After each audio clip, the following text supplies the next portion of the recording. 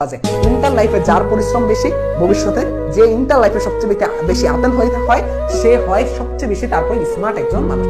আর যে এখন অনেক স্মার্ট সাজে, সে নিজেকে স্মার্ট দাবি করে, বা তুমি দেখে মনে হচ্ছে যে সে আল্লাহ কত স্মার্ট, ও কত স্টাইল, এগুলো করে না? তোমরা বলো না তোমাদের ফ্রেন্ডদেরকে, দেখ ও কত স্টাইল করে, দেখ ও চুলে কত সুন্দর কালার করছে, দেখ ও চুলে কি কাট মারছে, তো বলো না এগুলা?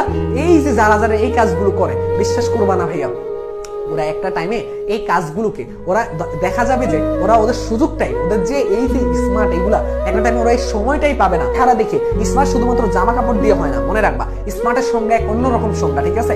স্মার্ট কখনো কখনো জামা কাপড়, চেহারা এগুলা দিয়ে কখনো স্মার্ট হয় না, ঠিক আছে? তোমার আসলে গুণাবলী, তোমার আসলে গুণগুলো, তুমি আসলে কতটুকু মানুষের সামনে নিজেকে প্রেজেন্টেশন করতে পারতেছো, নিজেকে কত ভাবে তুমি নিজেকে তুলে ধরতে পারতেছো, এটাকে বলা হয় স্মার্ট ভার্সন।